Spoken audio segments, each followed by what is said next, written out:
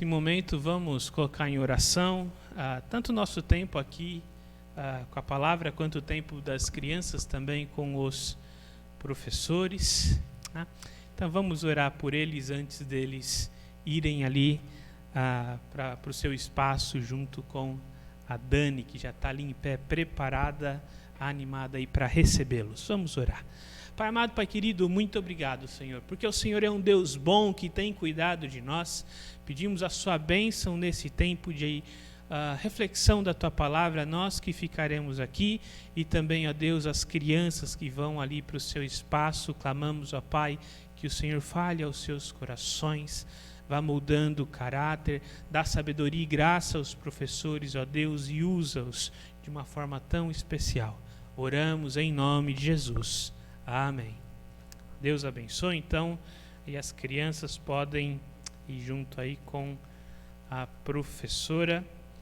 Enquanto isso, eu quero convidar os irmãos também a abrir em Efésios capítulo 2, versos 8 e 9. Efésios capítulo 2, versículos 8 e 9, versos que conhecemos, alguns, quem sabe, já sabem esses versos de cor. Se ainda não sabe, é um bom versículo para memorizar, né? Nesse mês de outubro, um mês tão especial para nós, temos aí celebrado e nos lembrado da Reforma Protestante, os valores, os princípios que nos distinguem, né? Quem nós somos e quem nós não somos, o que faz de nós protestantes, cristãos, evangélicos, o que nos distinguiu desde ali do final da Idade Média, início da Idade Moderna, quando Martinho Lutero coloca as suas teses ali em 1517, dia 31 de outubro de 1517, e cada domingo nós temos abordado um item. Começamos somente a Escritura, somente a fé, e hoje somente a graça. Efésios capítulo 2, versos 8 e 9 diz assim: pois vocês são salvos pela graça, por meio da fé. Isso não vem de vocês, é dom de Deus. Não por obras, para que ninguém se glorie, porque somos criação de Deus, realizada em Cristo Jesus, para fazermos boas obras, as quais Deus preparou antes para nós as praticarmos. O texto como esse diz que somos salvos pela graça, por meio da fé, né? E isso gera em nós, sim, boas ações. O versículo 10 vai dizer que somos criação de Deus para realizar boas obras. Agora, não são as boas obras quem nos salva, as obras são fruto da nossa salvação, as obras são consequência da nossa salvação. Por que uma verdade como ela foi tão impactante no fim da Idade Média e ela é impactante ainda hoje para cada um de nós? Primeiro, porque ali no final da Idade Média era comum a ideia de que nós precisaríamos completar a obra de Cristo para a salvação, seja por meio do purgatório, quando se morria, né? Seja por meio de compra de terrenos, aquisição de bens ou doações. E essa verdade do Evangelho, ela nos lembra que a graça é a única motivação da nossa salvação. Se, quando a gente olha lá para o princípio de somente a fé é o único meio, aqui nós nos lembramos que a graça de Deus, ela é a única motivação. Não havia nada em mim ou em você que causasse essa necessidade em Deus. Não havia nada de valor para que nós merecêssemos algo. E então, se não há nada em mim, ou se não há nada em nós que motivasse Deus nos alcançar, não há obra suficiente, não há caráter suficiente que caminhe ao lado do caráter santo e puro de Deus. Nenhum de nós merecíamos de forma alguma. Mas Deus, em sua graça, nos alcança. Qual que é a definição de graça? Eu gosto muito de olhar para a definição de graça, comparando-a com o conceito de misericórdia. A misericórdia é quando eu não dou a alguém aquilo que ela merece. Graça é diferente. É quando eu dou a alguém aquilo que ela não merece. Esse exemplo eu já tinha pensado antes e agora fica um pouquinho mais delicado, visto que os meus pais estão aqui, Mas eu gosto de usar sempre a ilustração de uma mãe. Quando que uma mãe usa de misericórdia com o filho? Quando esse filho apronta. Eu nunca aprontei, eu sempre fui bem correto, então nunca precisei ser disciplinado. Ela vai confirmar isso mentindo para vocês. Mas quando o filho apronta e ele merece ser punido, e por alguma razão o pai fala assim, olha, nós vamos deixar passar essa. Você não vai ser disciplinado, você não vai apanhar. Isso é misericórdia. Agora, se um filho é disciplinado e ainda assim ele recebe um presente, isso já não é mais misericórdia. Isso é graça. Por que é graça? O que motivou esse presente? Foi o comportamento do filho? Não. Foi alguma outra coisa que está no coração da mãe ou do pai que não tem a ver com o alvo desse presente. Nós vemos esse padrão na história da salvação desde o Antigo Testamento. Deus não mudou do Antigo para o Novo Testamento. Deus escolhe um povo sem relevância, escravo, pequeno e extremamente rebelde. Tanto que quando nós lemos lá o Pentateuco, especialmente Êxodo, você fica perguntando, mas de novo, esse povo está reclamando. Já não viu o mar abrir, já não viu as pragas, já não viu tanta coisa e ainda insiste em se opor a Deus. O que esse povo tinha para motivar o resgate da parte de Deus? Nada. Não tinha nada. Consistentemente a gente vê, especialmente em Gênesis, Deus escolhendo o mais novo em detrimento do mais velho, quando culturalmente a expectativa era o inverso. Parece que esse padrão de escolher, de resgatar, de alcançar pessoas que não merecem, pessoas que visivelmente não tinham mérito, ele vem desde o início da história da salvação e ele se concretiza na pessoa bendita de Jesus Cristo, ainda que não é mais agora um povo, mas são indivíduos que igualmente são pequenos, limitados e terrivelmente rebeldes.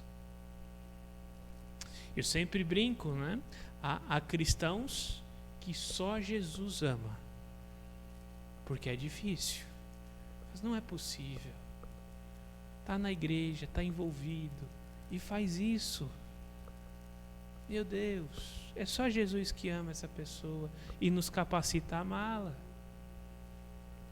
Mas no fundo, todos nós somos esse indivíduo que, apesar da graça, apesar de Cristo, continuamos rebeldes em nossa natureza. Será que Deus, vendo a minha vida e a minha história após Ele me alcançar, será que ainda assim eu tenho motivo para que Ele me alcance? Provavelmente não. E é isso, e é assim que a graça se manifesta. O princípio de somente a graça nos lembra, como diz o texto aqui de Efésios, vocês são salvos pela graça, por meio da fé. Isso não vem de vocês, é um dom, é um presente de Deus, não por obras, para que ninguém se glorie. E é interessante como isso parece aparentemente contraditório, não por obras para que ninguém se glorie, mas já no 10 fala, vocês são criação de Deus, realizada em Jesus, para fazer boas obras. A realidade é que as obras ou a minha conduta, o meu caráter, eles não colaboram com a salvação. Eles não são necessários à salvação, mas eles são consequência. Desse modo, esse princípio, ele alcança toda uma sociedade que dependia dessas boas ações e fala assim: não, as boas ações não dependem da salvação, porque ela é alcançada por meio da fé, como vimos no domingo passado, e a sua motivação, ela é a graça. A graça, ela destaca o meu pecado e o resgate da parte de Deus. A graça, ela evidencia a minha limitação. É cada vez mais comum no nosso tempo, né? O que eu chamo aí do evangelho fresco e mimado, né? O evangelho fresco e mimado é aquele que há necessidade de massagear o nosso ego. O evangelho do coaching. O coaching, ele é errado? Não, ele tem o seu papel, um coach profissional, empresarial, de carreira, excelente. Só não é lugar dele o púlpito. O púlpito não é lugar do coaching. Mas a gente tem o evangelho coaching. Você é especial. Você é o centro do mundo, do universo. Você é o centro do coração de Jesus. Deus sem você, tadinho de Deus. Deus deve chorar quando você não vem a um culto, porque Deus precisa da sua presença, da sua pessoa. Não. Expressões como essa, que vem daquela ideia conhecida como hipergraça, ela, na verdade, apesar do nome de hipergraça, na minha percepção, ela deturpa a graça. Porque a graça, ela só é graça quando eu compreendo o quão pecador eu sou. Porque se eu mereço, se eu sou o centro e Deus precisava de mim, não é mais graça, é conveniência. E eu perco talvez o que há de mais bonito no Evangelho. É um Deus que alcança pessoas que não merecem, como eu e como você.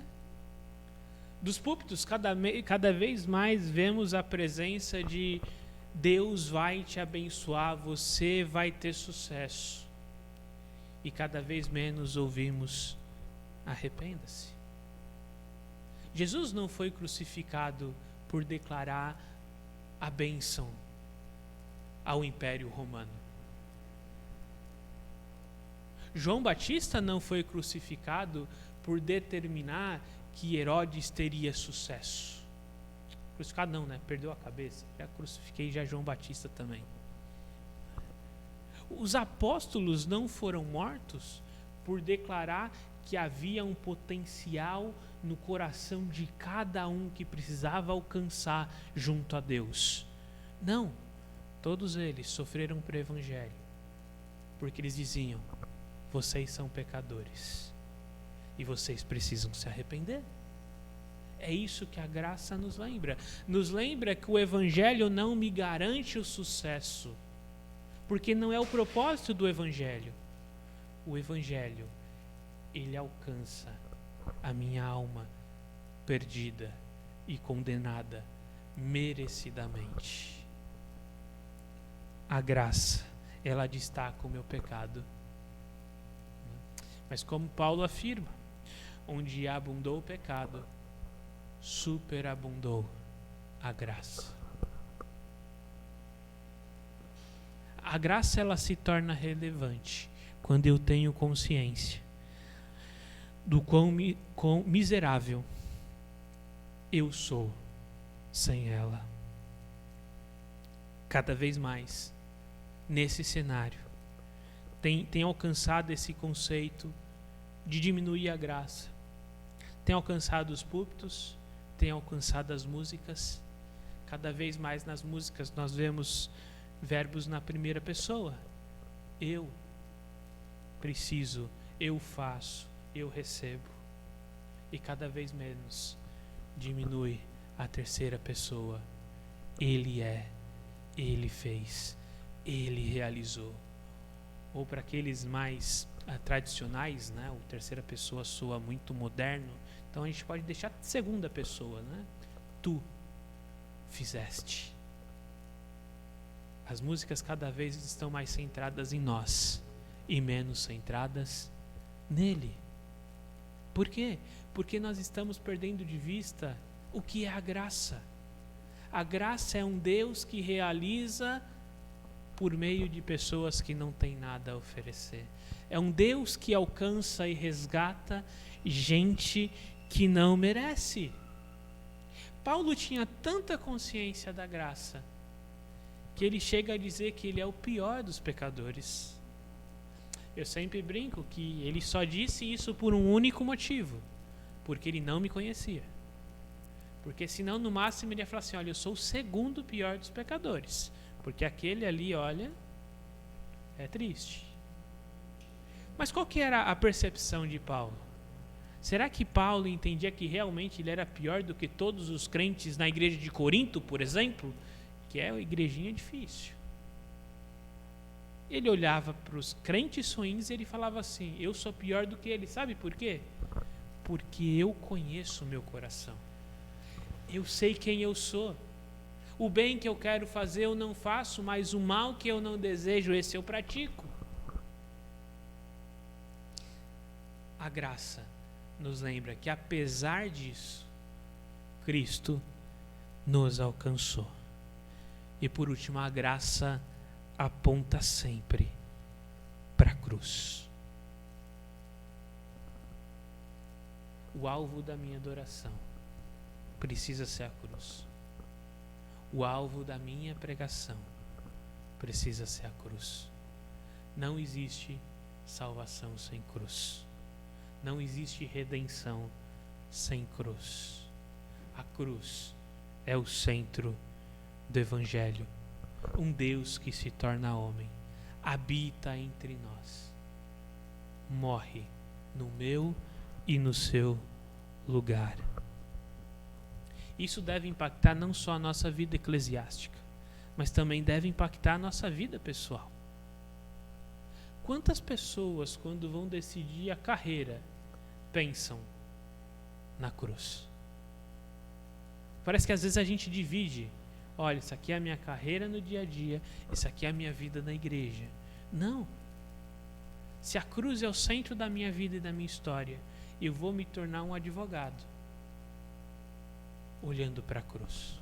Eu vou me tornar um médico olhando para a cruz. Eu vou me tornar um profissional de RH, um profissional da minha empresa, um técnico em qualquer área, né?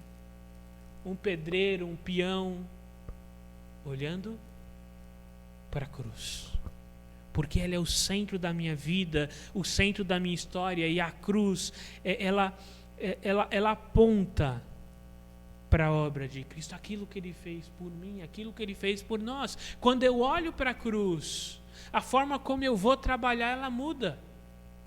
Porque o meu trabalho não é mais só onde eu ganho o meu sustento, mas é onde eu sirvo o meu Senhor, que me alcançou e me salvou, e que pode alcançar e salvar pessoas ali, que também não merecem tanto quanto eu não merecia.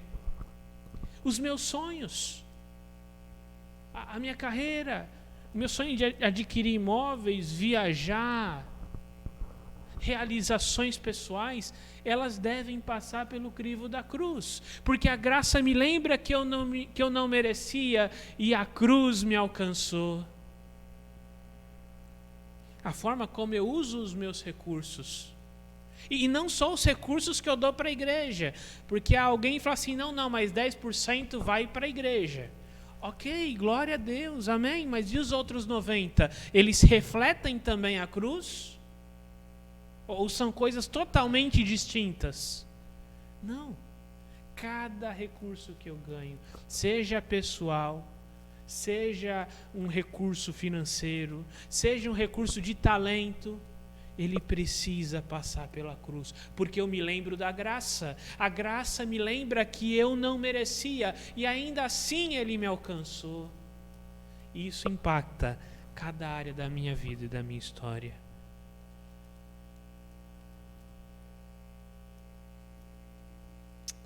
Alguns princípios que essas verdades elas nos lembram, né?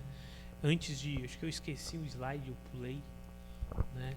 Esse é o problema de fazer slide às 1h30 da manhã, né? Acontece essas coisas, né?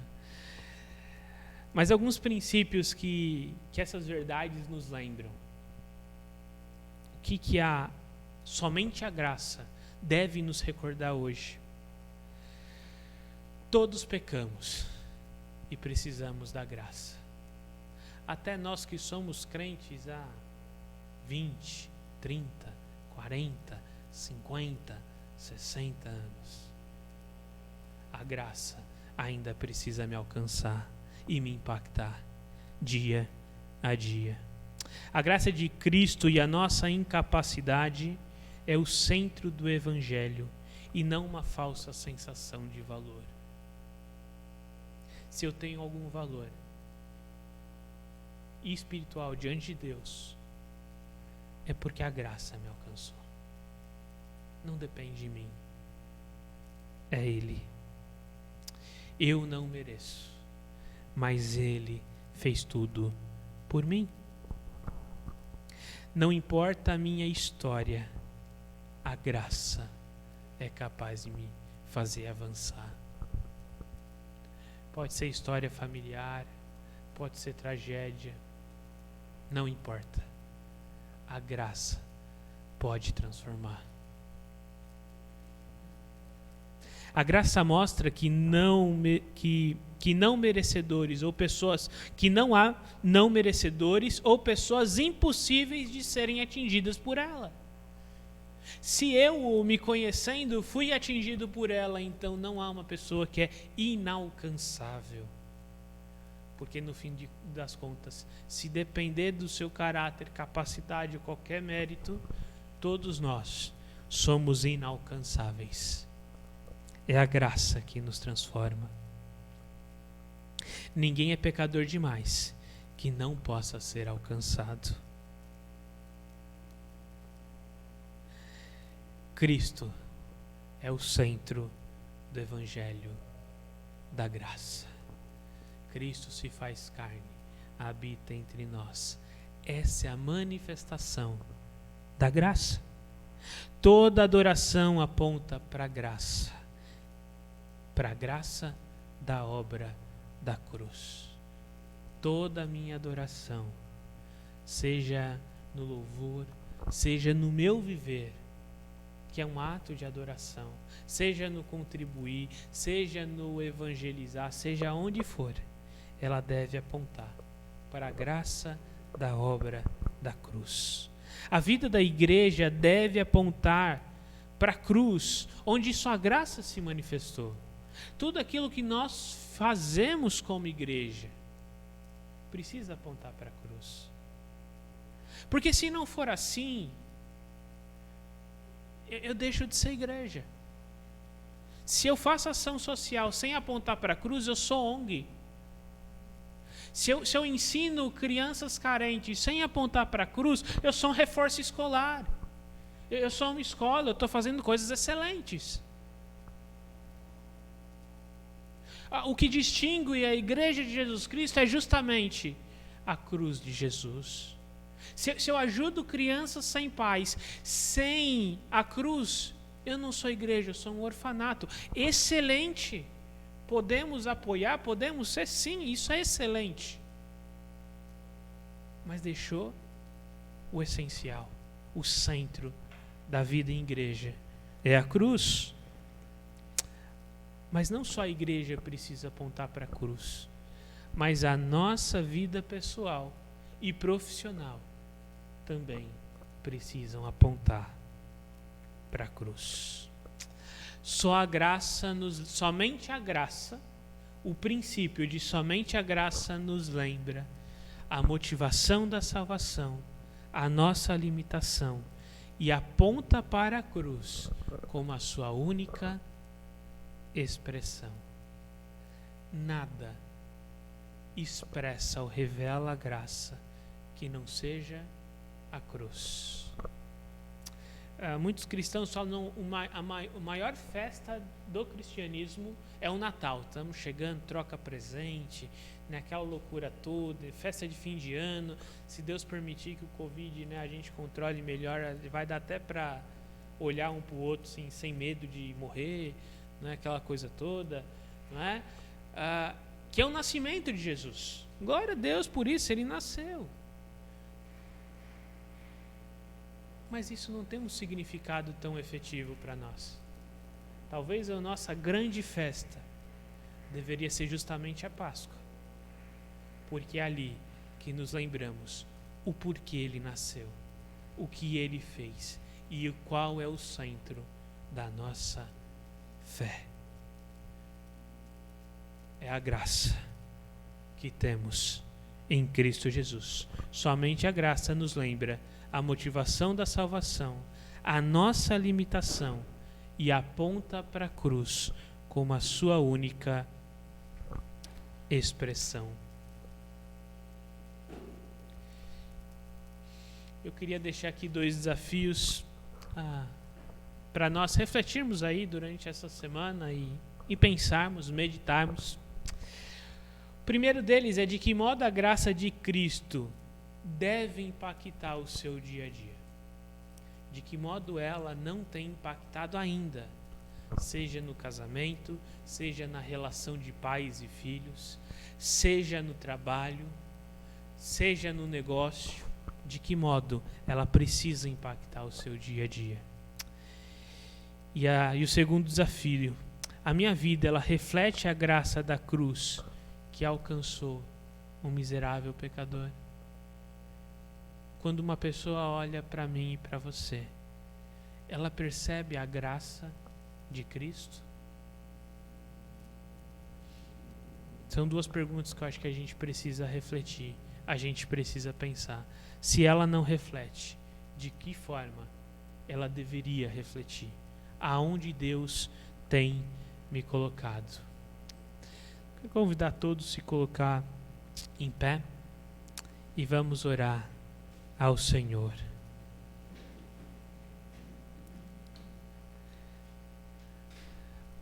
Pai amado, Pai querido, muito obrigado, Senhor, porque um dia a sua graça nos alcançou.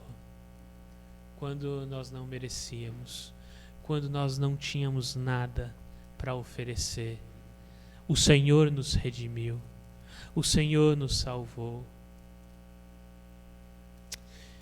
E a minha oração a Deus é que durante essa semana, a nossa vida, a nossa história, aonde o Senhor nos enviar, que reflita a sua graça que alcança pessoas que não merecem e traz para si e transforma toda a vida e toda a história. Oramos em nome de Jesus. Amém.